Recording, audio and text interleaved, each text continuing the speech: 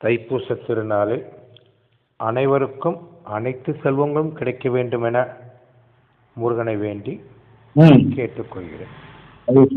இன்றைய வாழ்த்து தென்றல்ல 38வது பௌர்ணமி வழிபாடு அழைப்பு பற்றி சொல்ல வந்திருக்காங்க.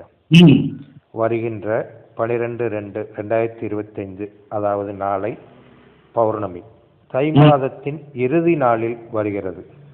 புதன்கிழமை ஆயில்ய நட்சத்திரம், பௌர்ணமி திதி, இது மூன்றும் இணைந்து வருவது மிக சிறப்பான ஒன்றாகும். ஆயில்ய நட்சத்திரத்தில் செவ்வாய் நீச்சமடையும் பொழுது நமது கர்ம வினைகள் நீங்கும் என்பது ஜோதிட கணக்கு ஐதீகம். கர்மவினையை நீக்கும் நட்சத்திரம் ஆயில்யம்.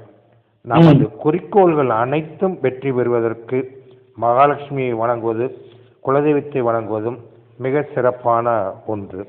அத்தகைய சக்தி வாய்ந்த தினமான பௌர்ணமி தினம் நம் மனதுடன் மிக நெருக்கமாக இருந்து அதை மாற்றி வைக்கும் சக்தி படைத்தது.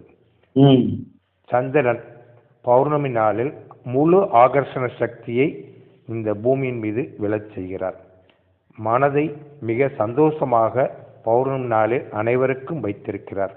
அப்படிப்பட்ட சுப வேளையில் நாம் குலதெய்வத்தையும் மகாலட்சுமியும் வணங்குவதால் அளப்பறியாத பேராற்றல் மனதில் புகுந்து மனதை வலிமைப்படுத்தும். நம் செயல்பாடுகளின் காரணியாக இருப்பது மனம் மட்டும்தானே. இப்படிப்பட்ட அருமையான நாளான 12/2/2025 புதன்கிழமை தேனி மாவட்டம் பெரியகுளம் அருகில் உள்ள ஈச்சமலை மகாலட்சுமி கோவிலில் காலை 10:30 மணி முதல் 12:30 மணி வரை சிறப்பு ஹோமம், அபிஷேகம், அலங்காரம், தீப ஆராதனை, அதன் பின் அன்னதானம் என நடைபெற இருக்கிறது.